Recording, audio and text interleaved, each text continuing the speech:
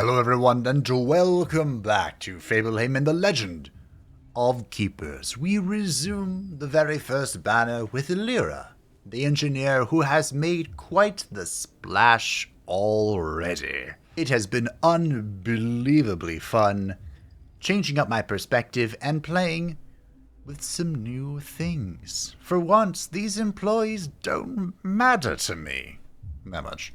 The important thing here are our traps, which have done some miraculous things already. And my friends, it's only going to get better. Not entirely sure how yet, but we're working on it. We do have some new friends that were joining us near the end. We have Da Vinci, the aerobot. His name was Leonardo, and I'm like, Leonardo da Vinci. It just works. We also have the Steel Golem, who I named Draenor, just to kind of keep the WoW references rolling here, with Loktar and Zug Zug. Draenor, of course, the original home planet of the orcs that was shattered by Gul'dan, which is... I saw him being all shattered, and I was like, okay. I didn't actually mean to click the combat start button, but we're as good and ready as we're going to be. Our first fight for today is none other than the nuisance himself, the Innkeeper. The Innkeeper is a curious fight, because he's always kind of okay or not okay, and there's really no in-between. Of course, attacking the front with fire damage, and doing all sorts of bonus and penalty stuff that he applies to himself. We have the Sage, who's going to be attacking the front with ice, and good old Brand is going to take an unbelievable amount of damage because of this. But hey, he tanks for a Ragnarok, and that really is the important thing, isn't it? We also have the Minstrel, Mega Nuisance, the target dealing nature damage to everyone and applying dodge to the weakest unit. But we got around that, I think, for the most part. Now, of course, with the Ragnarok in the back, she is going to be applying so many stacks of Terrified, it's kind of hilarious. Of course, easy target was removed, but it's just going to be reapplied. We don't care. He might actually kill Brand. Wow. Anyway.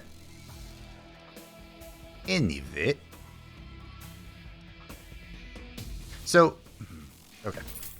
I was going to ask a question, but it was a dumb question. I was going to ask, if this goes off twice, does the second attack count his current morale? Because he would have gone below 75%. But then I realized he's not going to go twice. He's not in the back. That's a Ragnarok's job today. Who is applying so many stacks of Terrified that it's hilarious. Now, of course, the monk removed it at the beginning, but now there's nothing he can do about it. Oof.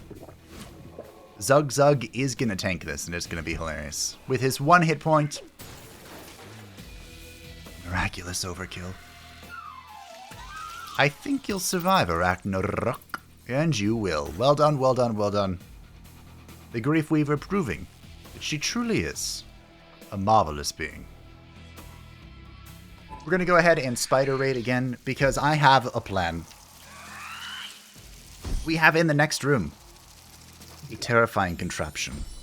And that contraption, my friends, is going to trigger a domino effect, if I do say so myself. With all these stacks of Terrified, the Gnomish Engineer causes two to flee. And now it is just the Innkeeper.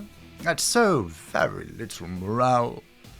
What a shame, what a shame. And you know what they say. I don't actually know what to do here. I think this team is only killy. So we're going to go ahead and Chem Cloud here. The 25% morale is, of course, going to boost all of our damage, so it really doesn't matter what we do. We're just going to fight. And, of course, the Bird of Prey is in the back, and he's going to deal so much damage. Good. I could have made this even better by doing the barrier. Maybe I should have done that. I forgot about that briefly, but that's okay. Because he's going to be attacking the front, and guess what? Mr. Burnbot has fire resistance. This just in, fire is resilient against fire. In fact, we can make Bird of Prey better. I remembered that.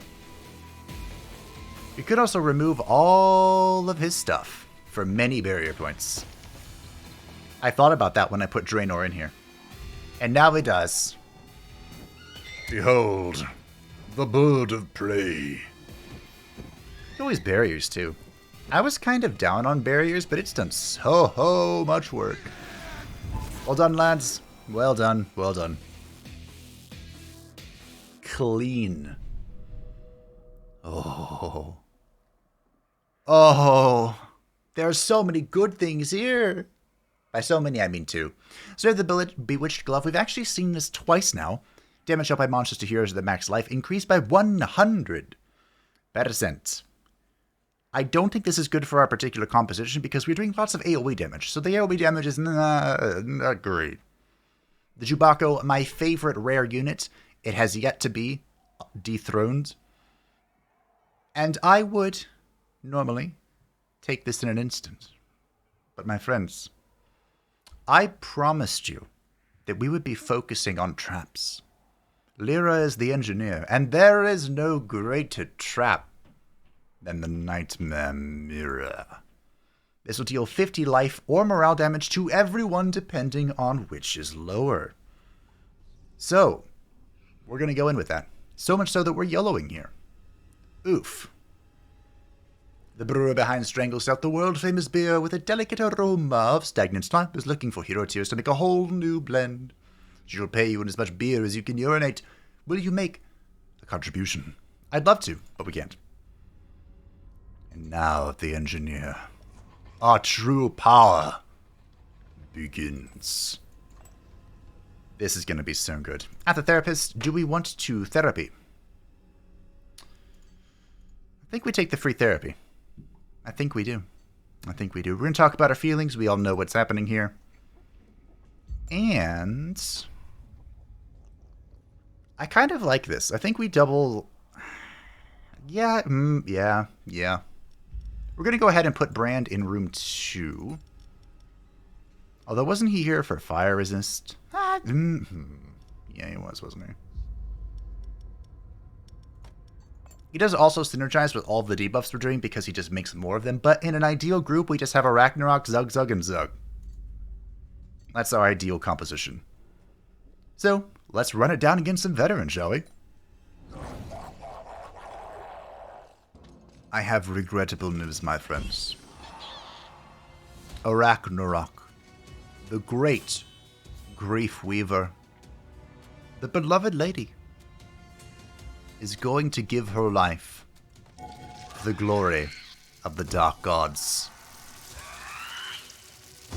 This team is pretty spooky for our miraculous pill without the mirror strategy. And whoever was in the back was just going to die. That's just how it is, I'm sorry. We're of course fighting the Sorceress, who will attack the front with air, which we're questionably okay against. The Herbalist, who for once is not leading the line, very strange, attacks the back with elemental weakness, and she's going to heal, but we do morale damage, so that's hilarious. And the Exile, of course, doing air to the back and applying tiredness, which kind of sort of sucks. Now, with the death of a Ragnarok, we're a little sad. But we did get the Terrified off, the double Terrified, which is great. And we are going to continue to bombard with both Zug, Zug, and Zug. Hopefully we live one more turn with both to get the Demoralized really stacked, because something hilarious is about to happen. Something that I have seen only in my dreams. And I can't wait for it to happen. I actually think I can kill that guy in the back. Alright. Of course, this attacks additional time if the target is below 75% morale. You know what? This guy's going to go ahead and do that. We are gaining barrier due to our passive. Although we didn't get a whole lot there, but that's okay. Some is better than none, right? Even though we are going to die a horrible and painful death. Almost made it. We almost made it. But now comes the fun part. Now the Exile healed morale. Shucks. This is Enhanced Trap 2.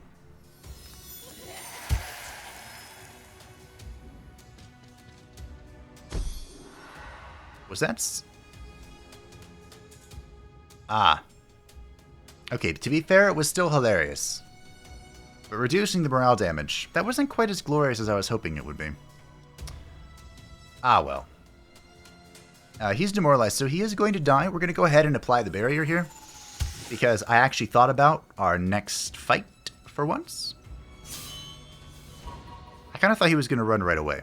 That's okay. In the back, we have the mechanic, who is going to double wrench throw to gain an unholy amount of shields. I did want to put Bird of Prey back there, but I realized that was foolish. Also, because the Exile is unfortunately still here, we are going to do our AoE attack, and not our back attack, because I don't want to waste it. But I think we're good, team. The Sorceress ruined a little bit of my fun, but I think we are good to go. A clean victory, if I do say so myself. We are activating our Knight's Ashes, of course, with the fire attacks, which is also a good reason to use Bird of Prey's fire attack. A little bit of overkill there, but that's okay. That's okay. We do have potential upgrades. Sampling! This is 3 more physical damage and 3 more barrier points. That is not an impressive upgrade, my friends. We could get 50 more life. Mechanical Resonance is a defensive option. I guess we'll take Sampling. This is the most useful of all the 3 options. Because like I said, I have no intention of letting things get to my champion. Now, I don't believe we have enough funds to upgrade the mirror. However, if I can... Oh, my memory failed. Let's go, Nightmare Mirror. Let's go. At the Therapist, we can extend giving him tears to try and recover a little bit of the danger in the front room, and we are going to do that because, let's be honest, we're going to get more tears. A lot more tears. We could even alchemy to try and make it go faster, but we are going to event instead. The walk-in fridge is full of bodies. The doctor could resurrect a fresh human and transform it into an employee in exchange for a little blood. Unhoplite.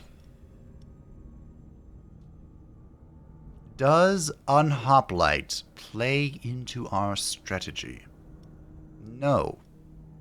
Is Unhoplite a good unit? Yes. Sure. There you go. Take some blood. I do love Unhoplite, whose name is definitely not Sphenoid. What kind of name is that? And let's see. I forgot the first chapter ends on week 38. So we can business trip. This is really risky, but let's go ahead and do it. Oof. The management would like to send one of your employees with the sales department to be their bodyguard. You will be compensated, of course. So we couldn't send out Lady Ragnarok, and we would get our 5th and final artifact of the Two-Bird Stone. This is not terrible. However,